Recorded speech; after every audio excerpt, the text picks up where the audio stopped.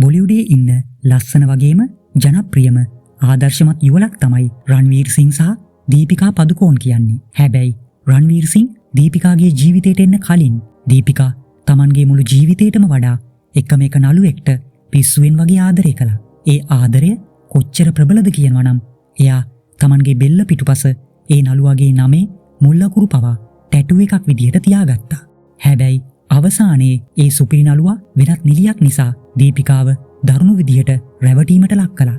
මේ රැවටීම නිසා දීපිකා කොච්චර මානසිකව වැටුණාද කියනවා නම් ඇය දරුණු ලෙස මානසික අවපීඩනයට ඒ කියන්නේ ඩිප්‍රෙෂන් තත්ත්වයට පවාපත් වුණා. අද සිනී රහස් තුලින් අපි හෙළි කරන්නේ මුළු ඉන්දියාවම කඳුලින් තෙත් කරපු රන්බීර් කපූර් සහ දීපිකා පදුකෝන්ගේ ඒ අඳුරු රහස් ආදර කතාවේ සැබෑ ඇතුළාන්තයයි.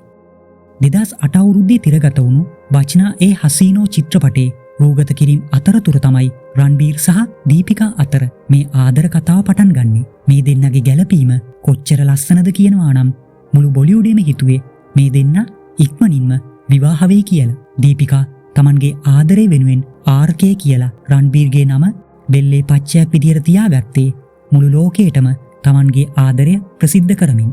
හැබැයි මේ ආදර කතාව පටන් අරන් වසරක් වගේ කෙටි කාලයක් ගත වෙද්දී ඒ කියන්නේ 2009 අවුරුද්දේ අගභාගයේදී මුළු බොලිවුඩේම කැළඹු ඒ අසුබ ආරංචිය වාර්තා වුණා. ඒ තමයි රන්බීර් සහ දීපිකා වෙන්නුණු බව. පස්සේ කාලෙක දීපිකා පදුකෝන් ඉන්දියානු මාධ්‍ය වෙත ප්‍රසිද්ධියම ප්‍රකාශ කළා. රන්බීර් තමන්ව වෙනත් නිලියක් එක්ක හොරෙන් සම්බන්ධකම් පවත්වමින් රවටපු බව. දීපිකා එකී සම්මුඛ සාකච්ඡාවකදී කිව්වේ තමන් රන්බීර්ට තවත් එක් අවස්ථාවක් දුන්නත් ඔහු නැවතත් තමන්ව රැවටූ බවයි. මේ රැවටීම නිසා දීපිකා වසර ගණනාවක් තිස්සේ දරුණු ලෙස මානසික අවපීඩනෙන් පීඩා වින්දා. ඇය ඒ ගැන පසුකාලීනව ලෝකයේ පුරාම සිටින රසිකයින් දැනුවත් කරන්නත් කටයුතු කළා. රන්බීර් දීපිකාව අතහැරලා සම්බන්ධය පටන් ගත්තේ කාත් එක්කද කියලා ඔයාලා දන්නවද? ඒ තමයි කැට්රිනා කයිෆ්. අජබ් ප්‍රේම් කී ගසබ් කහානී චිත්‍රපටයේ රූගත කිරීම අතරතුර තමයි රන්බීර් සහ කැට්රිනා අතර මේ සම්බන්ධය ඇති වෙන්නේ. හැබැයි මේකේ තියෙන පුදුම දේ තමයි ඒ වෙද්දි කැට්රිනා කයිෆ් හිටියේ සුපිරි නළු සල්මන් ඛාන් එක්ක ආදර සම්බන්ධතාවයක. රන්බීර් නිසා කැට්රිනා සල්මාන්ව අතහරිද්දි සල්මන් ඛාන් මොන වගේ තීරණයක්ද ගත්තේ කියලා අපි මීට කලින් වීඩියෝ එකකින් ඔයාලට අරන් ආවා. ඔයාලා ඒ වීඩියෝ එක තවම බැලුවේ නැත්නම් මේ වීඩියෝ එක අවසානයේදී ඒ වීඩියෝ එකත් බලන්න පුළුවන්.